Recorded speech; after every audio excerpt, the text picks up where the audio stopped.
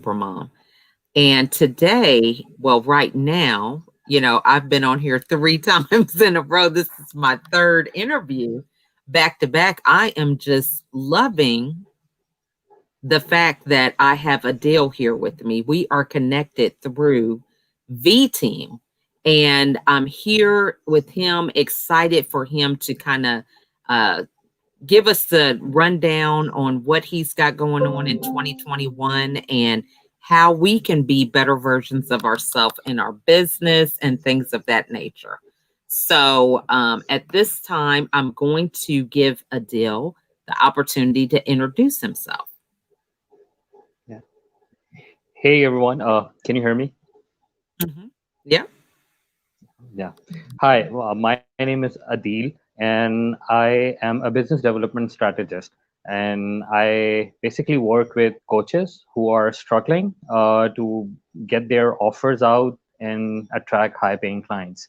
So a bit of background: I've been in training and consulting industry for last 10 years. I'm working in different. I have worked in different capacity in this industry. I have been working as a coach, consultant, and trainer.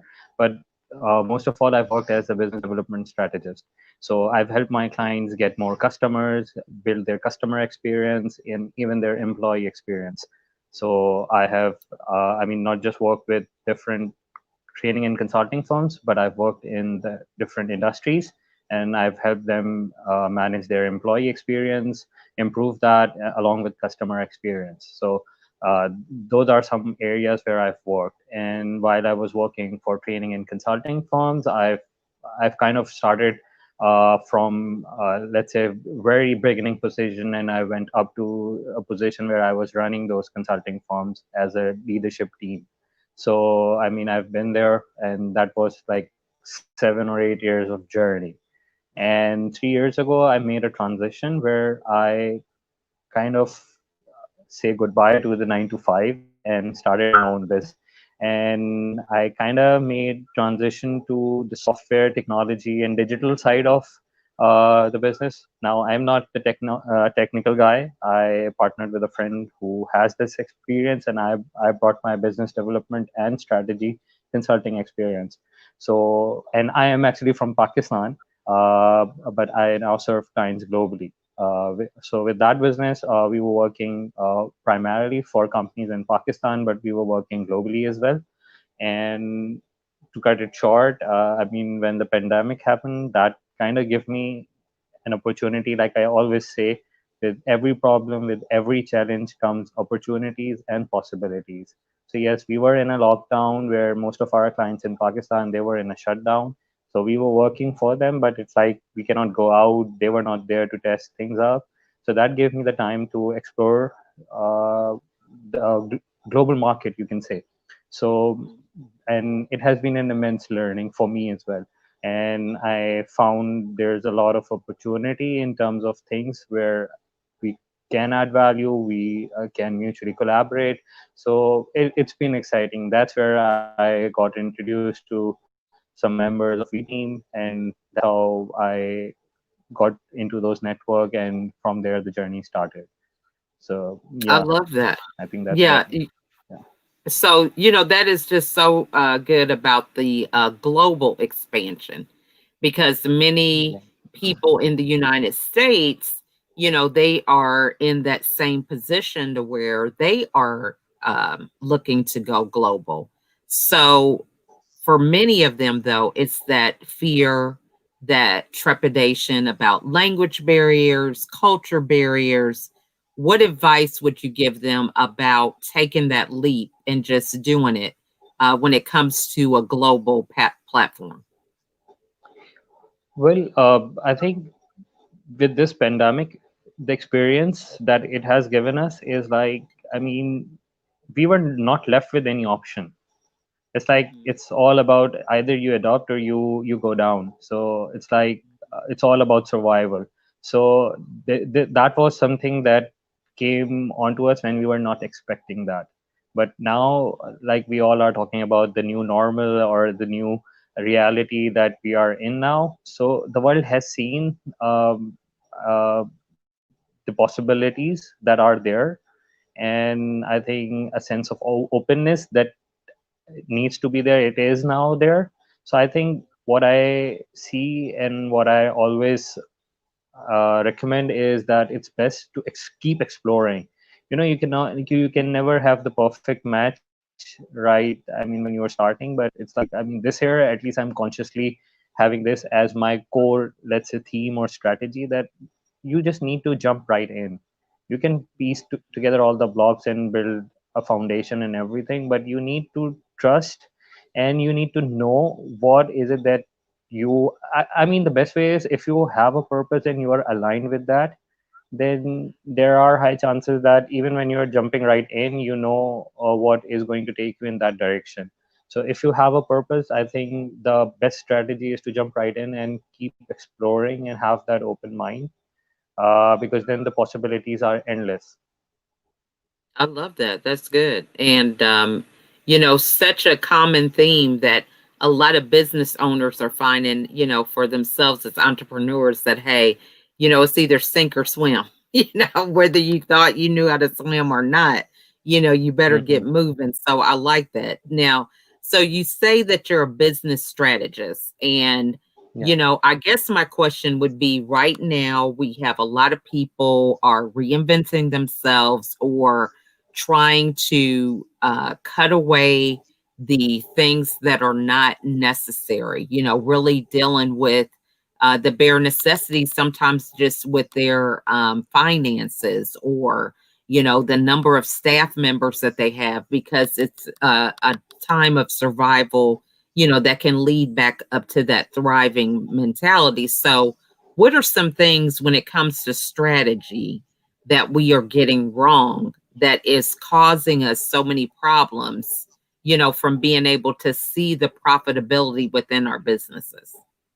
Yeah, well, that's an excellent question. Thank you for asking this. Well, so this is the reason why, having the strategy expertise, I still focus on working with clients who are coaches, Mhm. because this is where I've spent 10 years. I've spent 10 years working in this field, and I think we all understand that because of this pandemic, the situation that happened, most of Mhm. us are, I mean, they lost their job, or they wanted to look for better opportunities, or if they were thinking about going on their own, but they were really not sure. But the situation has made them do that.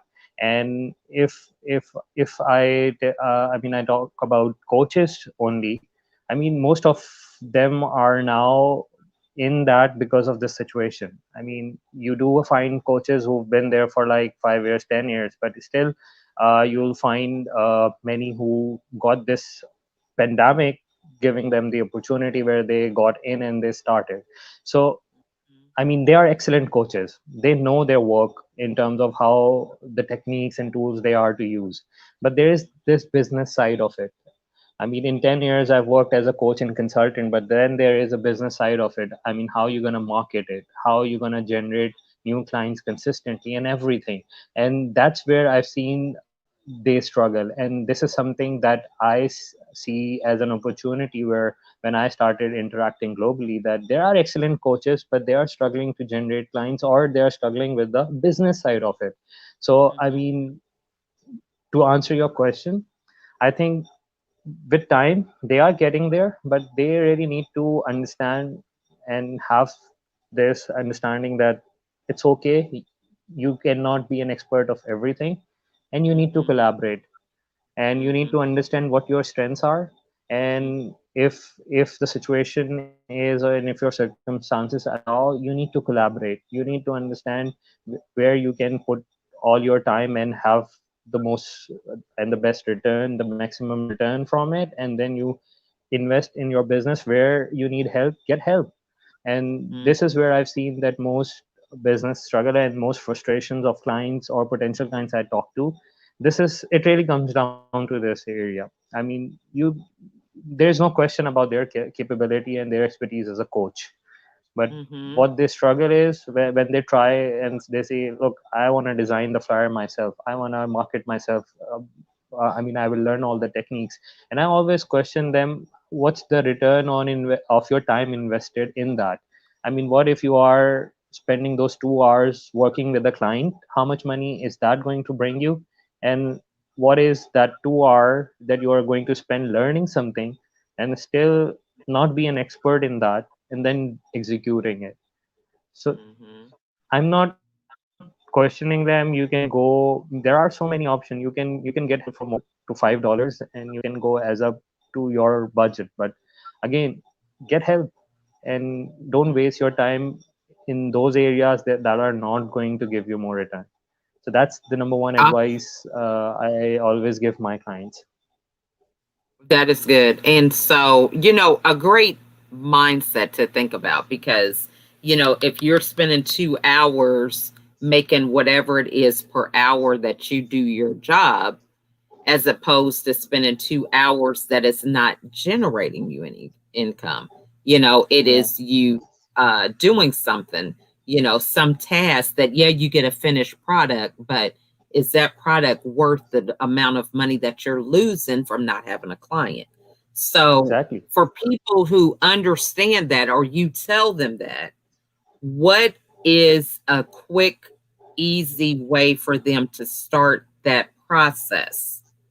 To peel away or to collaborate or to delegate some of those tasks? What are the low hanging fruit that they should kind of start with? Or even a mindset or mantra or something they should remember? Yeah. Well, it's really basic.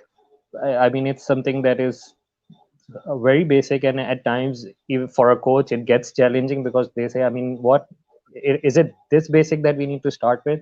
But I always say, no, understand why you are doing that. So you need to know your why and what is it that you want. I mean, it's in simple words, have goals and find out the compelling reasons that you have to identify those goals. So whenever I work with my clients, I always begin my work with that, because not only it gives them clarity, but it gives me uh, a framework where they can hold me responsible and accountable for what I'm working with them. I mean, you cannot get hit your target if you're shooting in the dark. So I mean, yes, I understand, it's like it sounds so basic, but yes, you need to sit down and focus on that. You may know what you want, but get that down on paper. I read this somewhere that your goals, if they are not written, they are just dreams and aspirations. They become your goal and objective when you write them down. So you need to do that to have that clarity. Your mind operates that way. I love that. And so, that's a good point about goals. This is a perfect topic for it being the beginning of the year. And it's like a clean Yeah, slate. You've done your taxes or there's a cutoff. So this is going on to a new tax season or whatever. So when it comes to goals and you're writing the goals down, how do someone who's watching convert the goals into action activities? So mm, like, my goal might be, hey, I want to make six figures or something. But how do I convert that? Because sometimes I think that's the missing link. They yeah. understand where they want to go, but they don't really have a clear roadmap of the activities or things they need to do to get to that end goal. Does that question make sense? Yeah, absolutely. And Mhm. without going into too many technical details, look, there are so many tools. I'm not going to go in details of, like, I mean, how you can set smart goals. There are other Okay. versions too, but I mean, pick any one that you are comfortable with, but have those, because these are just basic principles.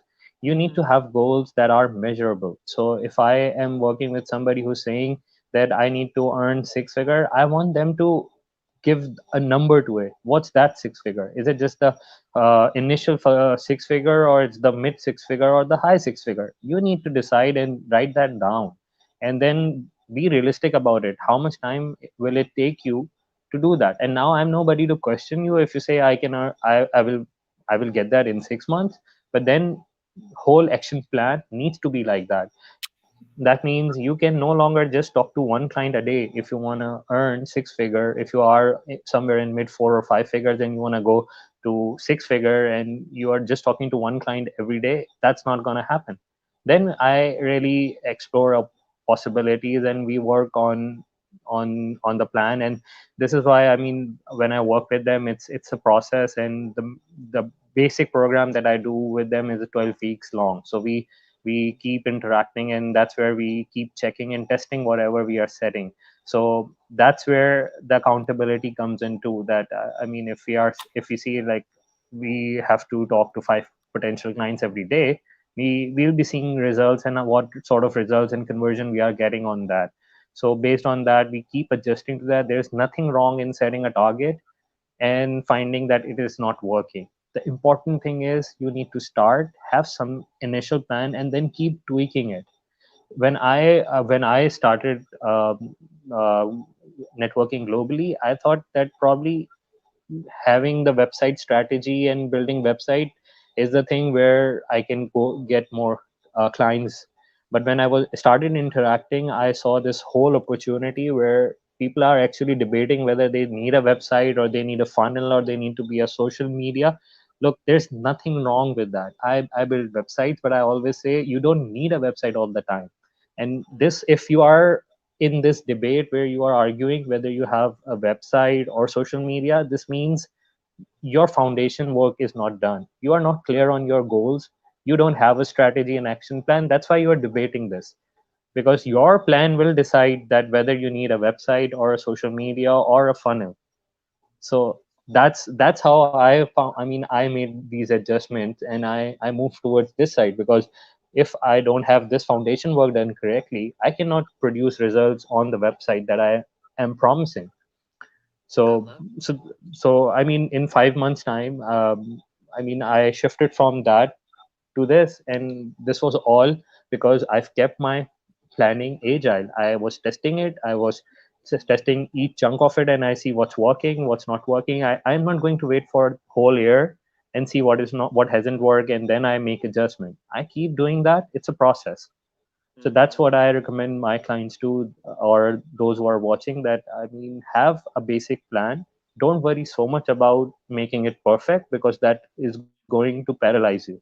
Analysis paralysis. You are not going to take action if you think about making it perfect when you are just starting. So I just love jump right in, take action, small actions, and test it. Testing is the key. hmm Now, and I like the way you bring up testing because, for some people, when they do these things, they end up keep on doing it. You know what I'm saying? So it's like, well, maybe I'll try to give it 6 months. When do you know that this is not working? You need to do something else. So, I know we need to tweak or whatever. So, what ways do you know that this is something we need to scrap? We need to replace it or something like that? Because they say it's a journey, it's a process and you learn. Yeah. But then they say, you can't just do a couple ads on Facebook and think that you're going to get a lot of conversions. So, how do you know what things to stick with and what things to let go? Yeah. So look, the key is, if you are very brutally honest with yourself and you don't go in denial, you'll always know. But if you think that you are in a habit where you keep giving yourself some sort of leverage and you keep telling yourself no, it will work, and you're gonna get complacent over this, get help, get a coach. You need that help. You need an extra eye who can keep you accountable. And I have seen, I mean, those amazing coaches. I mean, some of them I've worked with or even interacted with, they have coaches themselves. They have those accountability partners who are holding them accountable. They don't have that much ego, that no, I can do it myself. So I mean, even I while doing all this, I got a coach who helped me, I mean, throughout this process. Mm-hmm.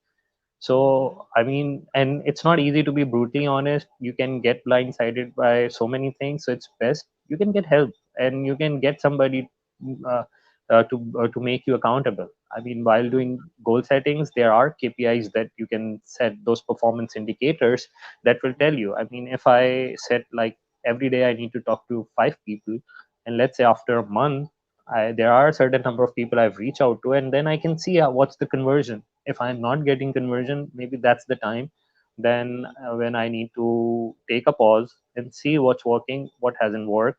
And ideally, that's where somebody else with the expertise can help you figure that out. I love that. That's good. I mean, great answer because, we're not an island. That's one of the things that I've learned in my own journey Yeah, overcoming depression, because it was like, oh, I got all the answers. I can do this. And, beating yourself up because you're not doing it and all this other stuff. So, that is definitely a great point, something to be mindful of. So, yeah. for Just to add, somebody, just to add, go ahead. just to Hmm. add to this, I think this is something. I mean, because all this work I've been doing this over here for last 3 years as well, and I mean in 5 months time, and I've very much focused on working globally, and Hmm. started this new business. Something that is very interesting that I found out that over the 12 weeks period where I helped them design all the strategy, action plans, and everything, but Hmm. almost I think so far with me, I found out that 50% of the clients that I work with, they stop following the plan when I moved out from the assignment. And usually I have this where after 4 months or 3 months I do accountability call just to check in how things are going. And I find out that there's always something that has happened. I mean, life happens, and these are normal humans who have their personal life. They are going through certain challenges, and most of the time, like I'm saying, 50% of my clients, they kind of lost track to that, and that is because they did not have any help. There was nobody who was checking in with them. Hmm. And this is why, I mean, even if you have a plan, there is no guarantee of success that you're gonna put everything in practice, because you never know what challenge you come up with. So it's Hmm. always helpful that you have somebody who is looking after you and making sure that you are doing what your plan is. Mhm. Great point. I mean, I think that is so true. And and then it's so easy to fall into that victim mode. Oh, Yeah. nobody's helping me. They don't understand and all that. So, Mhm. been there, done that also. Now, so when we have our business, and I love the way you put it about you're skilled and you kind of not sure about the business side. So when you Yes. are building that foundation, let's say you are skilled, you recognize, hey, I'm not so good at the business. What type of things do you think are non-negotiables to have to make sure you have that right foundation? So, Yeah. that balance of, yeah, you've got your skill, but you need this marketing or this or whatever. What are Yeah. those elements that we should have? Well, how I put it, I see two things that are absolutely necessary to get done correctly. One Mhm, is, and for the coach especially, and I think it works for all service business, but I mean, for coaches, you need to get your offer done correctly. Whatever that you are offering, it's not, I mean, going to work if you just say, I'm going to give you 1 hour every week and I'm going to charge this much. Because then, I mean, you are not, never going to stand out. I mean, I recently did I mean, just for the sake of finding it out, I mean, I just did this search on LinkedIn. I typed life coach, and guess what? More than 1.5 million results came in. So it's like, even if somebody who needs a coach, life coach or mindset coach, and if they type that on LinkedIn, there's over a million of the result. There are over a million people who are doing that. So how you gonna stand out if you are going to compete on prices? You're always working more. You will always be in more stress, and you are not able to get where you want to be financially. So getting your offer done correctly is something that is non-negotiable. And then the next thing, which is very much connected to it, is identifying who is it that you are serving best. I was surprised that most coaches that, I mean, I've interacted with over hundreds of coaches now, and majority of them, I mean, most of them are struggling to find one specific niche where they can help their clients. I mean, most of them just say, I can help anyone. That's not going to work for you. That is not going to build a message for you. The kind of competition that is there, I've seen it. I mean, in last year, it didn't help me actually. When I was starting out, this was the same mistake I made. And I think this is just one quick story that, I mean, when I started my business, I mhm, was I mean, we were bootstrapping, so we were like in a tough economy and economic situation already. So we were like, we wanted business, whatever that may be. So we were not saying no to business that were asking us to do more and not paying for it, and not identifying the niche where we can help a particular client or a particular industry. Within 1 year, we were frustrated. We were not able to position ourselves where we can attract high-paying clients because we were very good at doing what we do. So most of our clients were referring us people they know, and they were like them. So they wanted more work, but they don't want to pay for it. So in 3 years' time, I was frustrated, and Mhm. that kind of actually helped me in my this journey where I now help clients who are struggling to find high paying clients. That was my struggle. And 90% of the time the clients I work with, it's really their ideal client is actually their younger or previous version. I mean, Mm. how you help yourself reach where you are now is an Mhm. excellent ideal client to start with. Mhm. And then these are the two things, and on this your marketing is going to be based on, your content strategy will be based on this. So you cannot really afford to get this wrong. So this is Mhm. where I always say, I mean, this is non-negotiable. This is something there you cannot go wrong. If you are not sure about it, get help and get this done the right way. I love that because, if that's the mindset or the model that you're following, that's like if you know that you are serving, and I'm not trying to minimize, but if you know that you're serving high school kids, but then you're over here with the college program, it's no wonder that you're not getting the people that you want, or they're willing to pay that because you might be overpricing based on the type of target audience that you're serving, because maybe they do see the value, but they may not be able to afford it or have the mindset to afford it. Now, I wouldn't say that people can't afford it because, people will buy what they want to buy. We have Yeah, people that buy hair when it's already on their head, or eyelashes that they already have. So there's so many novelty things that we will find the money for, if we want to bad enough. So I think it's just the whole thing of the value that we might be trying to portray, and just that language. So that's another question. How are we getting it wrong? Because you may be just 3 or 4 steps ahead of your client, but is it that people are afraid that they don't want to look like they don't know what they're doing? Because you can be like a doctor and talking way over somebody else's head, and then they're like, look, you know what, I'm confused, I don't really want to work with them because I can't understand what they're talking about. So do we try to be bigger than what we should be? When it comes to serving our audience, how are we not having that communication correct? yeah, yeah. So let me just put forward this question. If somebody has a heart condition, who would they go to? A cardiologist or a general physician? Cardiologist. Cardiologist. And now whoever who is going through that is going to that person. Now a cardiologist would think that if I'm specializing, I may limit my opportunities. But who charge more? Does cardiologist charge more or general physician charge more? Who has a Cardio. better lifestyle? So you see, Cardio. it's more about the mindset. You rightly put out that it's a mindset issue. I think it's basically about the basic human behaviors. It's more about the fear of survival, where they think because we are limiting, we may not get clients. And this is where something very interesting that I found in last 3 years working with clients. This happens every time with a client who identify their ideal client first and then try to solve any problem for that.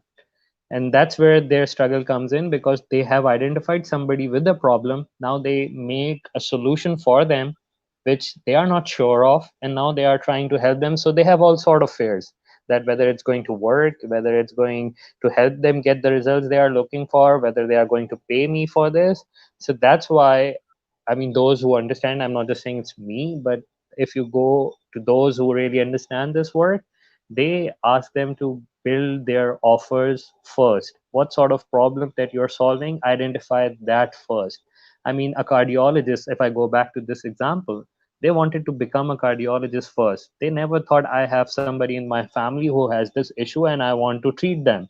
So it's like it's like you find that area first where you are actually know that you can solve a problem best, and then you will always find anyone who really needs that.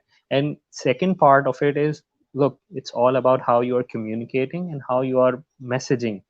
Nobody is going to stop you if you are targeting high school kids, and somebody who's going to a professional university comes to you and you think you can help them, go ahead and work with them. Nobody is Hmm. going to stop you from doing that. But at least to have a clarity, to have a specialization where you put yourself in a position. Look, at the end of the day, I mean, for some it could be, but that's why the goal setting and the purpose alignment comes first. Is, look, this work is not just part of it. You have family, you have your health. There are so many dimensions of your life. So I really make my clients figure all those out and see what sort of balance they want to create. And it's very important. I mean, you can work 18 hours a day, 16 hours a day, and earn and reach your target income, or you can choose to work only 8 hours a day or 10 hours a day and reach your target and have more time for your family, spend more time on your health or on other things. So these are the things where you need to be smart about it. I mean, I see it as, I mean, how any investor would see, I mean, how much return you are getting on the time you are investing. Love that. I mean, that's a great how much time you're getting on the how much money you're getting on the time you're investing. And Yeah, peace of mind, is also another thing with that, exactly. just yeah, with your lifestyle. So I love that cardiologist example because they focus on one part of the body Yeah, and they're not distracted, and it just allows them the clarity of knowing what to be involved in, what not to be involved in. I mean, just a number of things happen from making that choice, yeah. to limit all the other distractions, really. Exactly. you And know there's one more side to it. There's one more side to it. Probably Mhm. 50 years ago, or maybe before that, there were not many patients who were coming to get their heart fixed. But with that passage of time, there are more clients who need that kind of help. So when you are specializing, you are in a position where you are creating awareness and where you are educating people about their problems. So that gives you an authority where you can actually help your clients. I mean, there could be many. I mean, like, there's this concept called Johari window where they say, I mean, I may, if I put it very simply, I may not be aware that I have a problem. So I'm unaware that I have a problem. But then I am aware that I have a problem. So if we look at that, I mean, you never know, there is a wide chunk of people out there who can be your client who don't know that they have that problem that you are fixing. So when you are a specialist and you have your messaging built that way that it's creating awareness, people are actually now trying to see that whether it is something that they need. And if you are talking about their problem, which is creating awareness about their situation, you always have this advantage where people will reach out to you and you are the one who's seen as authority and not somebody who's providing everything. I love that. That's good. Yeah. And I mean, I mean, once you kind of have that mindset, there's different ways that you can think when it comes to marketing. It's Exactly. like, you may not do a Facebook ad. What might look like for you marketing would be going to a college university and doing a Yeah. talk on the importance of heart health or something like that, Yeah. which may not even cost you anything. And while Yeah. somebody else is over here spending $100 a week on some Facebook ads, and you're going over Yeah. here making one presentation, which is only going to solidify your expertise because they may mention you in a health journal or on the website of the university or have you in a video or something, and Yeah. it didn't cost you anything. Yeah. So that's So, good. see, this is where the strategy and accountability comes in. Let me give you my example. Anybody who is doing my work over there, Facebook will help them immensely. If they have the budget, if they can invest that, they'll get the results. But my case is very different. I'm from a very different part of the world and I'm offering the service. Yes, I do have the expertise and I know my work, but I need to face a lot of different set of challenges before getting the client. So for me, even if I spend money on Facebook ad, it is not going to help me get more conversion, or even having a website would not help me get more clients. Even when I'm making website for my clients, having a website is not going to help me initially. So Mhm. for me, what worked, I joined these networking groups where I stayed consistent. I made connections, some really good connections, and now they started referring me to people they know. So now the person who is reaching out to me, they know that this person has recommended this person, and because I trust my friend who is not going to give me a bad advice, so I need to figure out and explore what this guy is doing, and that opened the doors for me for so and honestly before this covid and everything, in face to face networking, I was really bad at it. I really tried avoiding any sort of networking events. I still don't think I can do that, but getting online, I was actually very comfortable doing it and I keep doing that. So now with this, that I'm from somebody who's on a very different time zone and who's very consistently joining them, now people actually got interested, that they saw we talked and they were not my ideal clients. So I was not pitching them anything, I was building relationships with them. And now after 8 months or almost a year now, now it's like I have a bunch of people who are every day sending me referrals, and they're say talk to them, see if you can help them, see if your expertise is going to help them and get in their network, so things like that. So Mhm.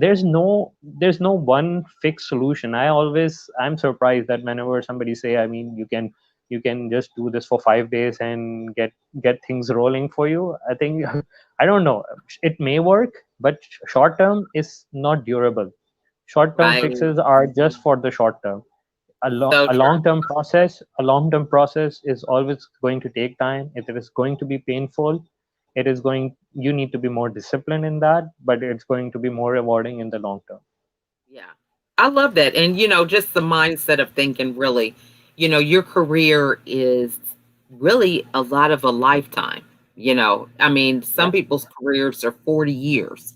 So if your career, you just kind of see that it's going to have a scope of a long period of time, what you're doing right now is only the tip of the iceberg. So why Exactly. do we feel like we can't be patient over something that's going to last for a long period of time? And I think that's another thing with the mindset. Yeah. It's like you're not going to be able to have all this success after, 6 months of deciding this is the business that you want to pursue, Exactly. because you haven't had the experience, or, if it's a results driven business, you haven't even given yourself time to have a client that you're going to get some results with, Exactly. Exactly. so That's true. mhm. So great points. I mean, this has just been a great discussion. So what is the best way for the audience to get a hold of you? Well, I'm very active on Facebook. I am on LinkedIn as well, but I prefer Facebook. That's where I keep posting content where I help people see, identify, like I say, I mean, how you can spread awareness about what you do and things like that. So I would prefer Facebook, but I'm also available on LinkedIn, so they can reach out to me. Adil Alim is my name. It's written over Mhm. here as well. So if they can search this on Facebook, they can find me. If this put this on LinkedIn, they'll find me. And if you want, I can share. I'll share it with you. You can share the link over here as well later. Awesome. And what final words would you like to share with the audience?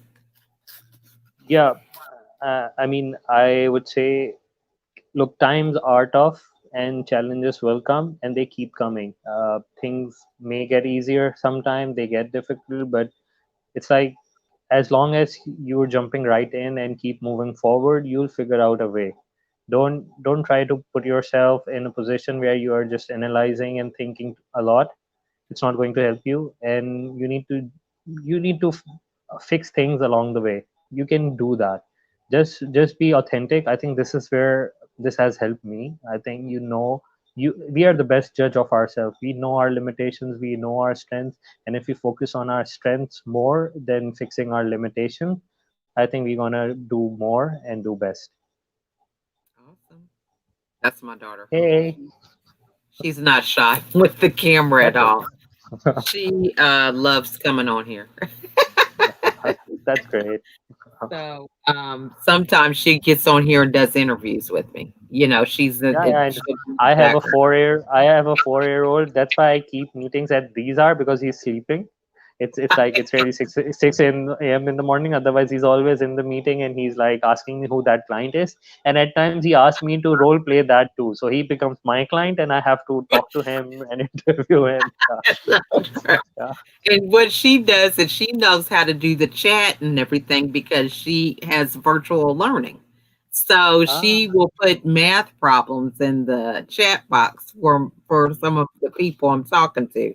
No, we're not uh, doing that here. This is StreamYard.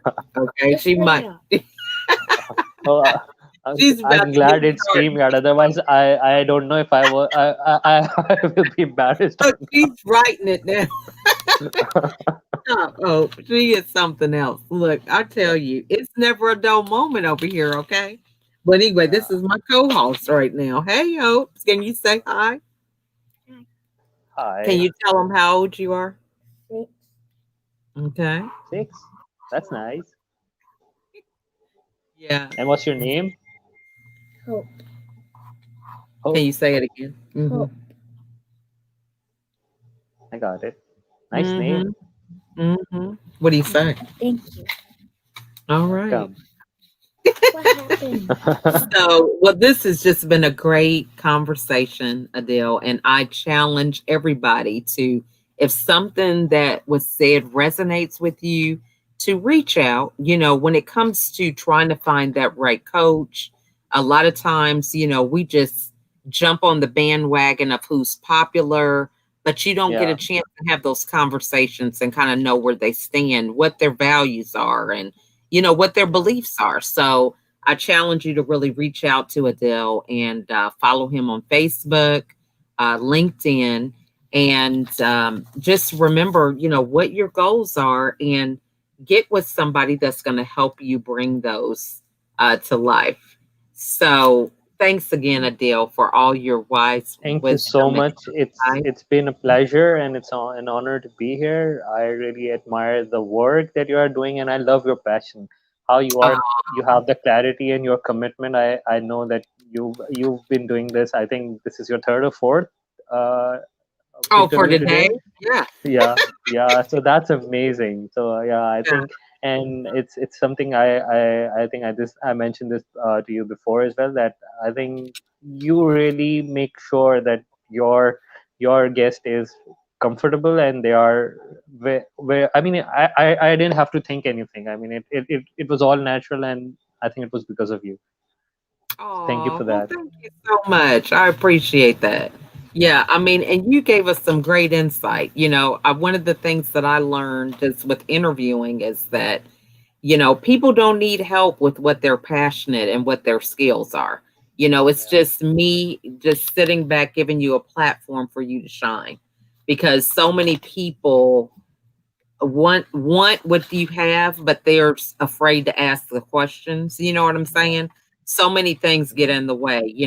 Is this a dumb question? Or, yeah, what are they going to think if I don't know some of the things that I'm supposed to know as a business owner?